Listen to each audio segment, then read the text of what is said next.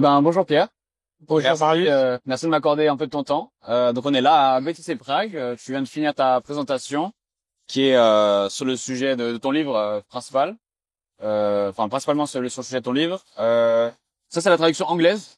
En français c'est la face cachée, l'énergie, la face cachée de l'année. Énergie, la place cachée de la monnaie en français, effectivement, et la Ouais. traduction anglaise vient de sortir, c'est pour ça qu'on la présente à Prague. Ouais. C'était sorti en 2024, il me semble. C'est ça, c'est sorti l'année dernière en français.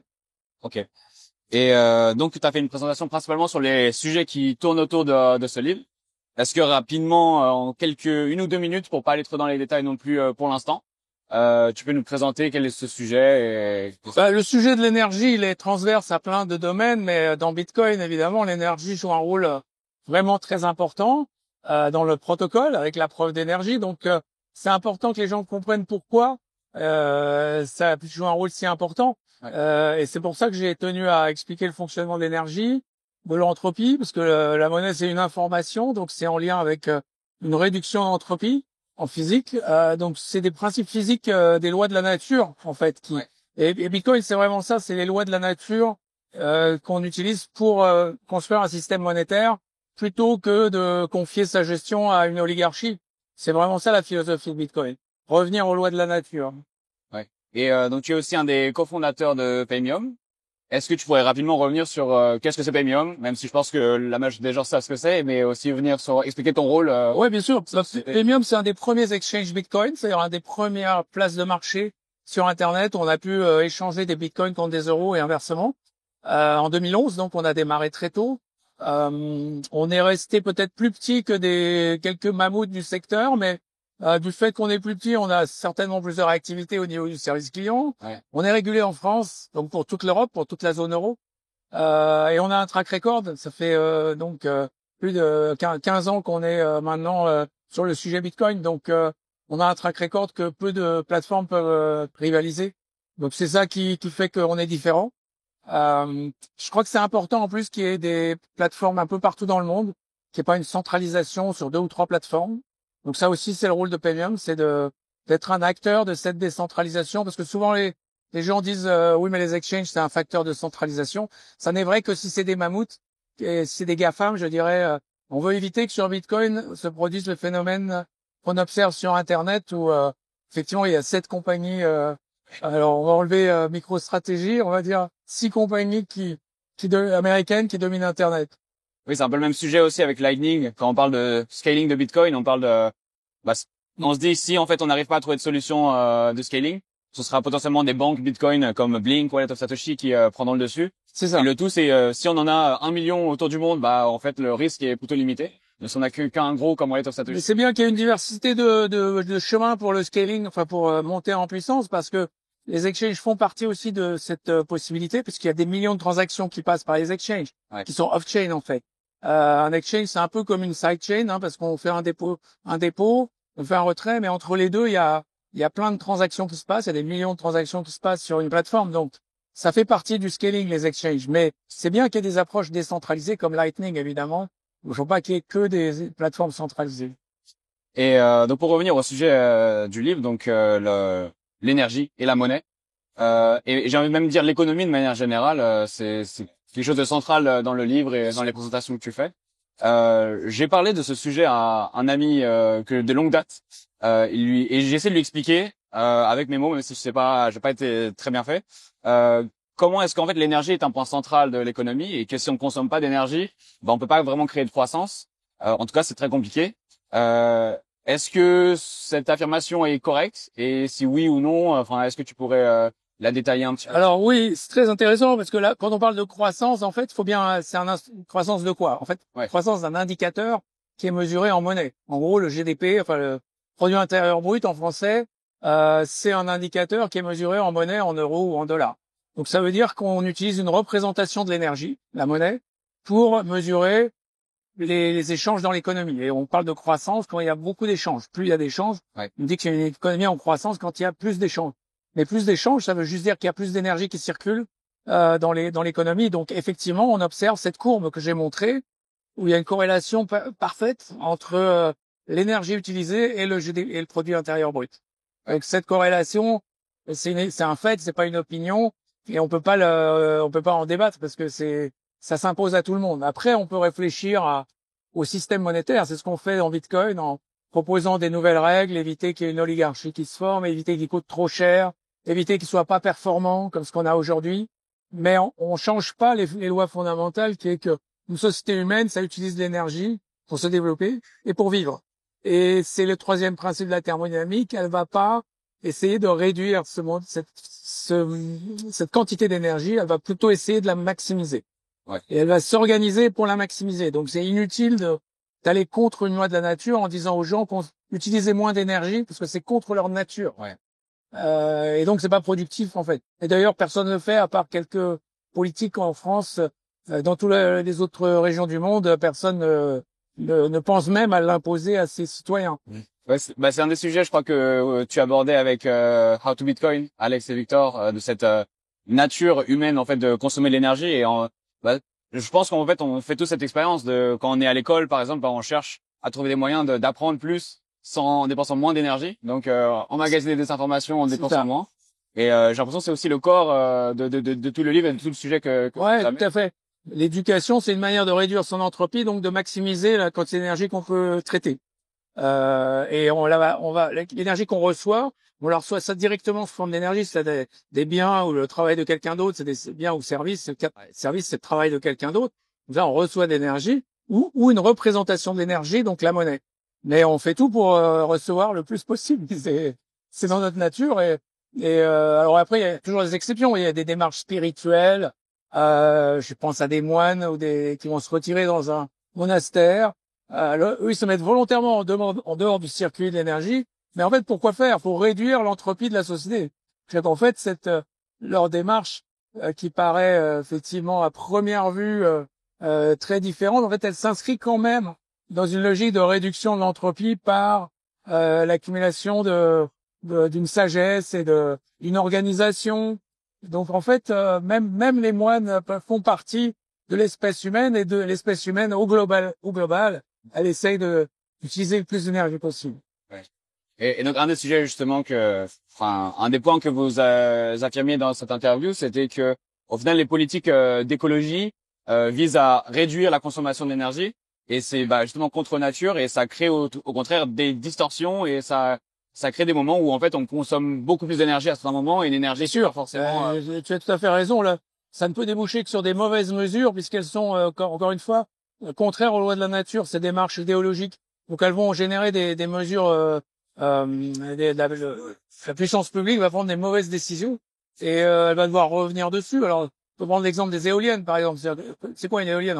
J'en vois se construire sur le littoral, c'est-à-dire qu'on détruit des paysages qui existent depuis des millions d'années. La vue sur la mer en gros la Manche, en l'occurrence, je pense à la Manche, par exemple dans la région de La Baule, le Croisic. En France, on a détruit un paysage magnifique qui était là depuis des millions d'années. Ouais. Et les gens ils disent mais alors il y a un bureaucrate quelque part en fait qui peut changer le paysage. Ouais. Et pour quel résultat? En fait le bilan énergétique de l'éolienne il est évidemment désastreux parce que pour la construire et la maintenir, il faut dépenser plus d'énergie que ce qu'elle va pouvoir donner au réseau. Peu de choses près, mais en tout cas, ça va pas être du tout rentable comparé à des solutions qui prennent beaucoup moins d'espace, qui vont pas détruire le pays. Donc, ils vont détruire des paysages, mais beaucoup moins, parce qu'elles sont très denses, c'est des solutions très denses en production d'énergie. Donc, évidemment, on pense au nucléaire et surtout à la fusion, qui en plus ne génère pas de déchets dans ce cas-là. Donc, alors certes, il y a pas de solution parfaite pour maîtriser l'énergie. Mais les éoliennes, en tout cas, sont sans doute une des pires qu'on puisse imaginer. Ouais. Justement, j'étais à Étretat il y a 2 semaines, un truc comme ça. Et en fait, à Étretat, quand on regarde vers le nord, en fait, on voit un champ d'éoliennes. Et c'est assez drôle quand on se dit, c'est Claude Monet qui avait fait les fameuses peintures. S'il vivait aujourd'hui, il les aurait fait avec des éoliennes, quoi. C'est ça. On a détruit un paysage. Ouais. Donc en fait, on a augmenté l'entropie de la population parce que la population, l'entropie, c'est vraiment l'incertitude qu'on a par rapport à l'évolution de son environnement. Donc là, on se dit, maintenant, mon environnement, même un environnement qui était là depuis des millions d'années, il peut être détruit par des bureaucrates quelque part. Donc, que je connais pas et que j'ai pas voté pour, etc.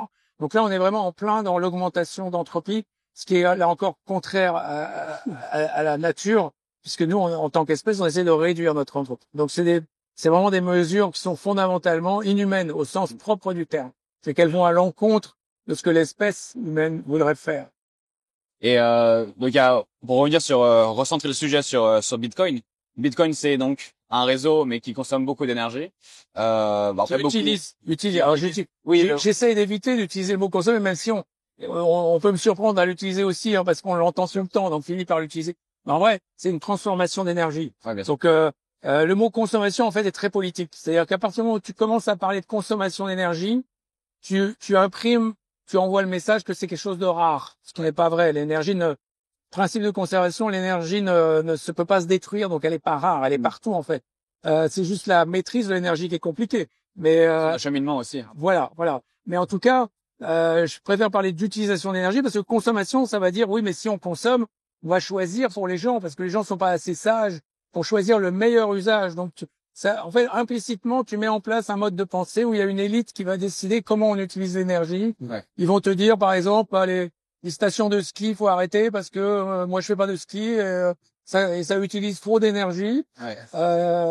Et du coup les gens qui aiment bien le ski vont plus pouvoir skier. Voilà. Donc c'est ce genre de choses qu'on va mettre en place, ce mode de fonctionnement où on censure en fait des usages de l'énergie parce qu'on parle de consommation. Si on parle d'utilisation, ça résonne déjà un peu différemment, je trouve.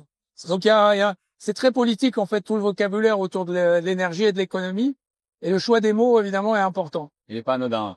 Donc la transformation, c'est vrai qu'avec Bitcoin, on parle beaucoup de transformation d'énergie, surtout quand on parle de réutilisation de la chaleur, parce que la majorité, presque 100% de l'énergie qui est utilisée par Bitcoin, 99,999, ouais. Et en fait transformée en chaleur. C'est ça. Donc potentiellement, c'est quelque chose qu'on pourra réutiliser plus tard, cette chaleur. Ouais. Est-ce que tu penses que ça c'était plus adopté, mieux compris et adopté par plus d'entreprises qui elles travailleraient avec EDF ou autres?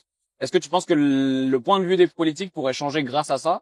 Ou est-ce que c'est plus philosophique et autour de Bitcoin? Alors oui, je pense que tout ce qui peut changer les politiques, c'est l'éducation. C'est-à-dire qu'ils soient au moins, pas comme je disais, qu'ils soient au moins conscients des lois de la nature et qu'ils n'essayent pas d'aller contre. Alors sur l'utilisation d'énergie par Bitcoin, il faut bien comprendre que soit c'est des surplus. Bitcoin fait deux choses. Soit il équilibre un réseau et il utilise des surplus générés par ce réseau, parce que là aussi, il y a un mythe qui est que l'énergie est rare, alors qu'en fait non, il y a des surplus d'énergie qui sont produits, notamment l'électricité. La production d'électricité génère énormément de surplus parce que on a des infrastructures qui produisent un flux, mais en face de ce flux, la demande elle varie. Donc on a un flux constant, mais en face une demande qui varie. Donc il y a des surplus. Évidemment, quand la demande baisse, on a quelque chose qui est surdimensionné. Exemple, l'Espagne, le blackout en Espagne. Ça peut être un moment où il y a un pic, on est au-dessus de la production, mais tout ça parce qu'on a trop intégré trop d'éoliens et trop de solaire, donc qui peuvent pas fournir assez. C'est pas assez flexible. Donc Bitcoin contribue à équilibrer un réseau, mais aurait sans doute évité le blackout parce qu'à ce moment-là, tu peux surdimensionner tes infrastructures et être sûr que quand il y a la demande baisse, il y aura une demande en face, celle de Bitcoin, pour le minage, et donc on aura des surplus, mais ils seront utilisés, ils permettront de réduire la facture des gens et on évitera la blackout parce qu'on aura équilibré le réseau comme ça. En gros, plus tu as d'éolien et de solaire, plus il est difficile d'équilibrer le réseau. Plus tu es susceptible d'avoir des pannes ou des blackouts. Autre exemple, une centrale nucléaire donc qu'on va être amené à couper, enfin à mettre en mode on-off pour suivre les variations de la demande. Bah non, si tu as du minage Bitcoin derrière une centrale nucléaire, t'as pas besoin de faire du on-off. Donc tu vas augmenter la longévité de la centrale parce qu'il y aura pas ces à-coups dans la production, parce qu'évidemment, arrêter et relancer une production nucléaire, c'est pas neutre pour l'équipement. Donc il y a toutes ces choses-là qu'il faut que les politiques comprennent. Pour ça, il n'y a pas d'autre moyen que les éduquer, qui s'intéressent au sujet. Pour le moment, on est dans une vaste désinformation. Donc moi, ma démarche, c'est plutôt d'éduquer le public. Et après, si le public voit que les politiques racontent n'importe quoi, ils voteront pour ceux qui sont moins menteurs que les autres. C'est ça qu'il faut voir, je pense. Parce que éduquer les politiques, c'est pas moi, ça m'intéresse pas en fait. Je préfère éduquer les gens. Les politiques, normalement, on les choisit en fonction de leurs connaissances, de leurs bonnes intentions. Et si les gens comprennent les enjeux, ils voteront pour les bons responsables. Aujourd'hui, c'est pas le cas, évidemment. Ouais, clairement. Et tu parlais de la fusion nucléaire, qui serait une manière de faire l'électricité plus efficace que la fission nucléaire. Oui. Et est-ce que ça pourrait techniquement être un danger pour Bitcoin d'avoir trop d'énergie Oui, c'est une très bonne question. Tu as tout à fait raison de le souligner, parce que du coup, on a une abondance d'énergie, on a une source d'énergie très abondante et très peu chère, et du coup, la notion de surplus économiquement a moins de sens. Donc, ça veut dire que, mais ça a une autre conséquence qui va bien au-delà de Bitcoin. Ça veut dire que si l'espèce humaine a accès à cette source d'énergie, là, on peut avoir une sorte d'implosion ou d'explosion, si tu veux. C'est-à-dire que, du coup, on fait n'importe quoi en fait avec l'énergie parce que c'est notre nature. Si on a beaucoup, on va essayer de l'utiliser et on va peut-être faire n'importe quoi. Donc ça, c'est un vrai danger. Là, pour le coup, Systémique. systémique, exactement. C'est systémique. Et Bitcoin n'est qu'un, à ce moment-là, l'importance du sujet Bitcoin n'est pas centrale dans ce cas-là. Ce qui est sûr, c'est que si l'énergie devient très très abondante, la sécurité, évidemment, l'accès à l'énergie pas chère devient. Donc en fait, il y a plusieurs raretés, comme l'a souligné Michael Saylor hier ici à Prague. Il y a plusieurs raretés dans Bitcoin. Il n'y a pas que la rareté de l'électricité. Qu'on achète les contrats d'électricité pour des surplus, c'est relativement difficile à signer avec les producteurs. Donc c'est ça qui est rare, c'est les contrats d'électricité. Mais derrière, il y a le matériel. Et ça, c'est rare. C'est-à-dire que même si tu as une électricité abondante et pas chère, il reste la rareté du matériel. Ouais. Et cette rareté-là, c'est pas la fusion nucléaire qui va la résoudre. Donc il restera ce que Michael Saylor appelle joliment les harmoniques de rareté. Donc on sera sur un deuxième harmonique de rareté qui est la rareté du matériel. D'accord. Et justement, est-ce que cette limite matérielle pourrait pas être détruite via les ordinateurs quantiques? Alors les ordinateurs quantiques, c'est encore un très bon sujet, une très bonne question, mais là encore, Bitcoin n'est qu'un épiphénomène, un tout petit phénomène, puisque ça affecterait toute la cryptographie, donc tous les systèmes de sécurité. Donc là, je suis confiant qu'on sera basculé avec un hard fork ou quelque chose comme ça, sachant que les adresses, les clés publiques qui sont dans la blockchain, elles restent inviolables. Ce qui est en cause, c'est les nouvelles transactions qui seraient potentiellement sujettes à la double dépense s'il y a des ordinateurs quantiques. C'est la seule chose qui peut arriver, c'est la double dépense sur les nouvelles transactions. Mais dans ce cas-là, on trouvera sans doute un hard fork pour changer de cryptographie, puisqu'il y a, comme tu sais, il y a des gens qui cherchent à mettre des primitives cryptographiques quantum resistant ou ce qu'ils appellent la cryptographie quantique. Bien sûr. J'ai reçu Charles Guillemet il y a 2 semaines, 2 jours, pardon. D'accord. On a parlé de ce sujet-là. Ouais, j'imagine qu'il a beaucoup à dire là-dessus. Ouais, donc je renverrai vers ça pour la vidéo. Mais je me disais, en fait, pour moi, c'est pas tant le risque quantique, c'est pas tant la menace de quelqu'un qui va être malveillant et attaquer un utilisateur ou qui va essayer de hacker les wallets de Satoshi. Ce serait plus quelqu'un qui va essayer de miner. Potentiellement, s'il a un ordinateur quantique, peut-être qu'on aura aussi la fusion en même temps, la fusion nucléaire.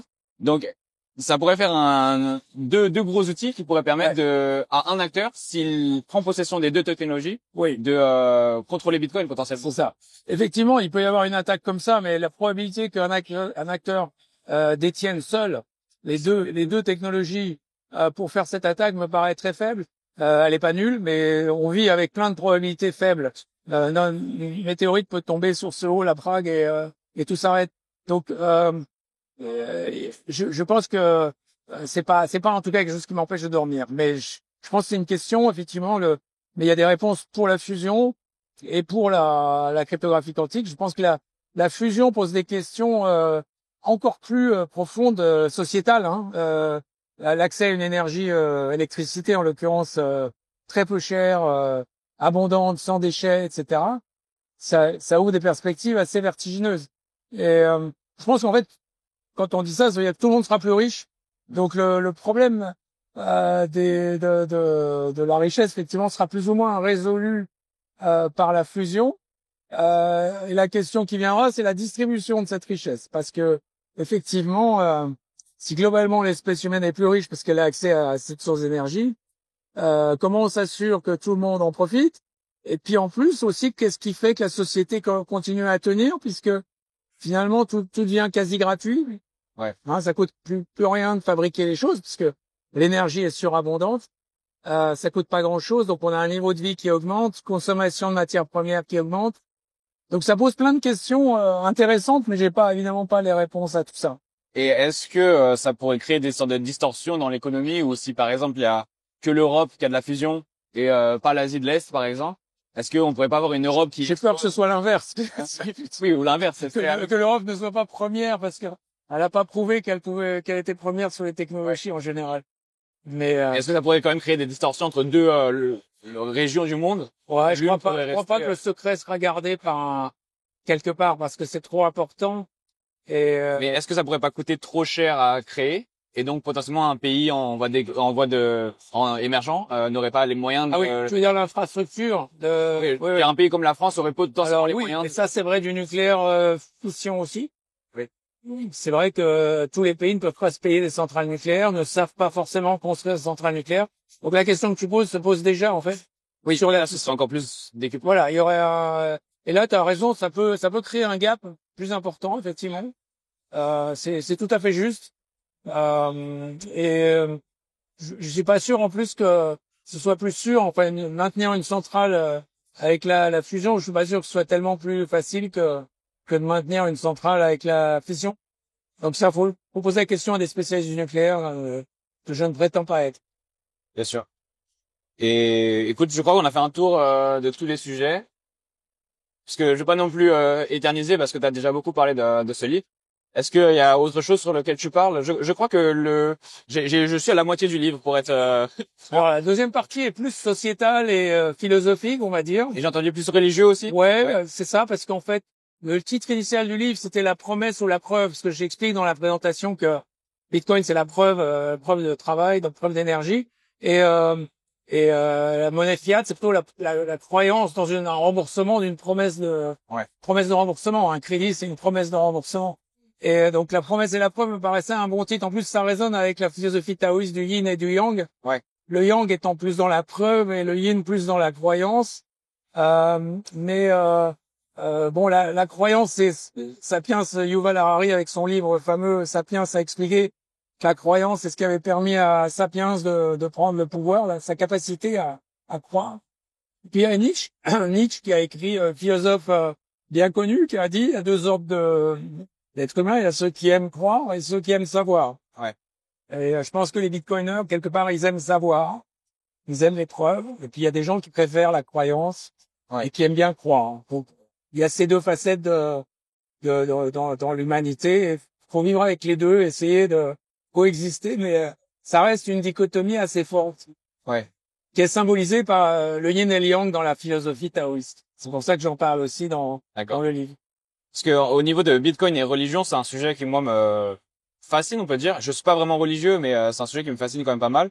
Notamment dans l'islam, en fait, il y a une partie qui est interdite, c'est l'usure. Oui. En arabe, c'est la riba. Ouais. Et toute la monnaie fiduciaire est basée sur l'usure. Exactement. Et Bitcoin est la seule avec l'or dans une certaine mesure. C'est ça. Il n'y a pas de dette. Ouais. On émet les bitcoins sans dette. Donc ça le rend spécial par rapport à la monnaie promesse. Donc comme tu dis, c'est l'usure parce que les taux d'intérêt, c'est une forme d'usure. En vrai, enfin on pourra en parler. Ça c'est un autre sujet, mais on pourra en parler des heures. C'est l'usure de j'entends dans ta poche. Ouais, tout à fait. Et effectivement, on peut dire que Bitcoin s'inscrit dans une logique de s'affranchir un peu de cette espèce d'esclavage, de mise en place d'un esclavage des créditeurs qui doivent rembourser, quoi. Ouais. Et d'autant plus que c'est une fiction totale puisque les montants de dette aujourd'hui sont tellement astronomiques, ne serait-ce que pour la France. On dit 3 000 milliards, mais en fait c'est 5 000 si on ajoute les retraites des fonctionnaires. Donc on peut pas rembourser une telle dette évidemment avec 2 000 milliards de PIB ou 3 000 milliards de PIB, on peut pas rembourser une telle dette. Donc on est sur des croyances vraiment. Et effectivement, il y a des liens entre religion et monnaie dans le sens que je l'ai expliqué dans la présentation. L'énergie a un peu les mêmes attributs que Dieu dans la tête des gens. C'est-à-dire que c'est partout, c'est invisible, c'est omnipotent et c'est incréé au sens on peut pas le créer, on peut pas le détruire. Ouais. Donc ça coche beaucoup de cases avec le concept de Dieu. Du coup, quand on parle de monnaie, je pense qu'on active les mêmes zones du cerveau que quand on parle de Dieu, de religion. Okay. Et ça facilite pas forcément le dialogue parce qu'effectivement, on est sur des zones du cerveau qui sont assez résistantes au changement. Tu vois, c'est celles qui sont plutôt dans la croyance. Ouais. Et en fait, on essaie de faire rentrer là-dedans un concept qui, lui, est très rationnel. L'énergie, la monnaie, tout ça, c'est très rationnel. Donc, c'est pour ça que c'est pas facile d'expliquer Bitcoin aux gens et qu'on a cette réaction, on a l'impression qu'on leur parle de religion, en fait, tu vois. Tu te dis, pourquoi il réagit comme ça? En fait, tu actives la même zone du cerveau que si tu lui parlais de religion. Ouais. Et ça complique un peu effectivement le dialogue, la conversation sur des sujets qui tournent autour de la monnaie de manière générale, ou d'énergie d'ailleurs, parce que les deux sujets sont liés. Ok. Intéressant. Faudrait que je me renseigne sur ça, sur le cerveau qui s'actionne pendant le Ça, c'est une hypothèse que je fais Ouais. parce que je regarde la liste des attributs de l'énergie, la liste des attributs de Dieu, je me dis, tiens, c'est les mêmes, en fait. Il y a un bon parallèle à faire. Ouais. C'est ça. Super. Bah écoute, merci beaucoup. Est-ce qu'il y a quelque chose que tu veux rajouter pour Non, conclure? écoute, c'était une conversation très très agréable et je pense qu'on a couvert l'essentiel, en tout cas, de Ouais. ce que je pouvais dire dans le temps imparti. Bah écoutez, si vous voulez approfondir le sujet, il y a donc le livre de Pierre Noisa, Énergie, face cachée de la monnaie, disponible sur Consensus Network en français, en anglais. Si vous avez des amis anglais, anglophones, n'hésitez pas. Voilà. Bah merci beaucoup. Pierre. Merci Marius. À une prochaine fois. À bientôt.